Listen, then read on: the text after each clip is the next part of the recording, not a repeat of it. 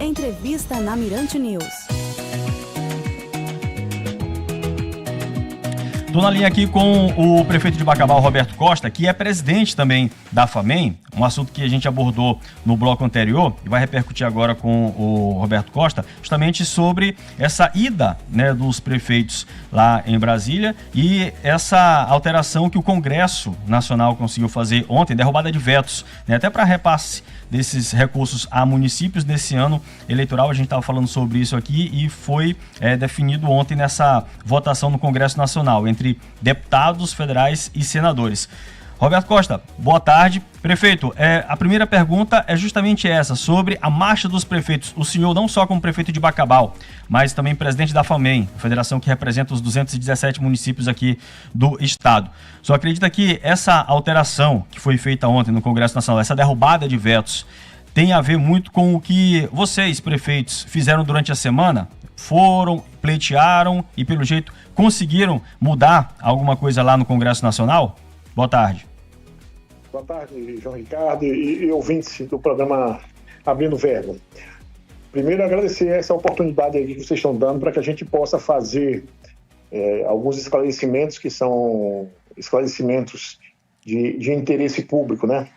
Primeiro, dizer que essa marcha dos prefeitos foi uma das maiores marchas com a participação de forma muito especial dos prefeitos do Maranhão.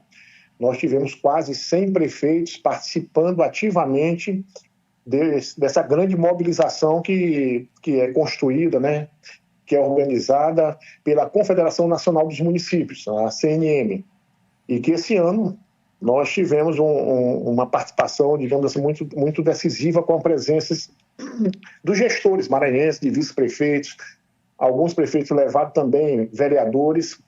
E com isso se conseguiu constituir uma grande mobilização em Brasília, né? Primeiro, para defender uma pauta que pudesse priorizar, acima de tudo, os interesses das gestões municipais. E um dos pontos que foi muito discutido lá, além dessa derrubada desse veto, para permitir que os municípios, né, do Brasil possam receber recursos públicos durante o período eleitoral, era uma demanda histórica dos prefeitos municipais, porque nós temos que entender que as problemáticas que são existentes hoje dentro do país, dentro do estado, ele termina acontecendo de forma muito mais prática dentro dos municípios onde a população realmente reside, né? E nós já vivemos uma situação, principalmente no Maranhão, pela posição geográfica e climática, uma situação de muita dificuldade quando a gente inicia essa parte do início da legislatura, né?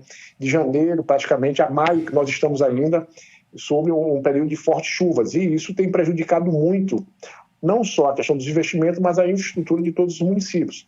E com isso, né, a gente termina perdendo um tempo importante no sentido de ajudar na construção e nos avanços estruturantes das nossas cidades.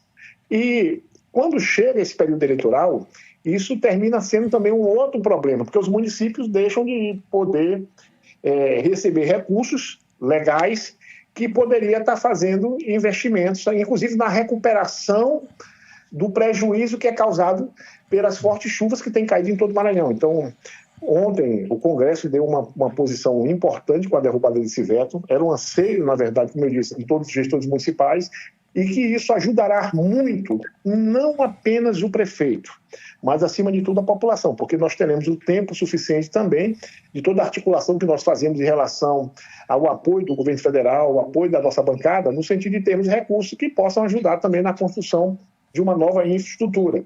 E isso fez com que a gente pudesse, né? Inclusive, parabenizamos a nossa bancada, mais uma vez, para que a gente possa continuar exatamente, em vez de dificultar, facilitando o acesso aos recursos públicos para que sejam investidos no interesse da nossa população e da nossa cidade. Prefeito, um outro veto também que chamou a atenção, que foi derrubado ontem, era um veto que impedia o pagamento e convênios, né, serem executados aí para municípios de até 65 mil habitantes, mas que estavam inadimplentes, aquela história. Não vou repassar enquanto essa inadimplência não for sanada. O senhor concorda também com a derrubada desse veto ou isso é perigoso do ponto de vista fiscal? Não, eu não acho perigoso. Por quê? Eu vou dar um exemplo para você, a cidade de Bacabal. Bacabal é uma cidade que eu estou com 1 ano praticamente e 5 meses à frente da gestão municipal. Mas nós temos, por exemplo, uma dívida, né, previdenciária do município que termina, se ela fosse executada na sua totalidade, Bacabal não teria condição de pagar nem daqui a 100 anos.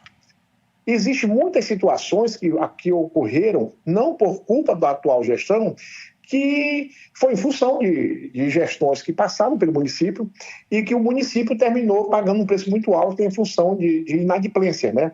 E, claro, o gestor que assume, ele tem as suas responsabilidades, mas o que a gente não pode fazer é com que o gestor também seja penalizado no recebimento de novos recursos que serão direcionados para melhorias para a própria população. Então, nós concordamos exatamente com isso, principalmente nessas cidades acima de 65 mil habitantes, que são cidades menores e que precisam, né, continuar, são cidades menores, mas que têm problemas grandiosos e que precisam a todo tempo do apoio do governo federal, do governo do estado, para resolver, né, esses problemas da cidade que afligem diretamente a população. Então, tudo aquilo que você desburocratiza, facilita a vinda do recurso, ele se torna importante para a população. Agora, o que precisa se ter, e eu concordo, é que as instituições de controle, os órgãos de controle, possam atuar diretamente no acompanhamento, na fiscalização de tudo aquilo que é recebido e da forma que está sendo aplicado. Nós também não defendemos a facilidade, a dificuldade na fiscalização. Eu acho que a fiscalização ela precisa existir, eu acredito, inclusive, que hoje todos os gestores concordam também com esse mesmo pensamento. Agora, o que nós não podemos também pagar um preço em função de gestões que passaram pelo município, deixaram essas dificuldades jurídicas e a gente ser penalizado, porque, no fundo, quem termina perdendo muito com isso é a população. Tá certo. Prefeito, aproveitar, já está no finalzinho aqui da entrevista, mas estava vendo aqui um movimento lá no município de Bacabal, os jogos escolares começaram, né? Esse ano, quantos alunos estão participando? Você tem ideia? Nós temos cerca de mais de 2.200 alunos que estão participando, são 47 escolas, acho que estão envolvidas entre escolas públicas, privadas, o Instituto Federal, escolas estaduais. Então, é um grande movimento, na verdade, da juventude de Bacabal, não só de Bacabal, como todos os municípios, né? Porque esse período ele é estabelecido pelo calendário do esporte escolar como a etapa municipal, né? A etapa que cada município faz os seus jogos para classificar para as etapas regionais. Então, tem sido uma grande festa, a participação maciça dos familiares, dos outros alunos que vão incentivar. Então, é um momento de muita alegria no município.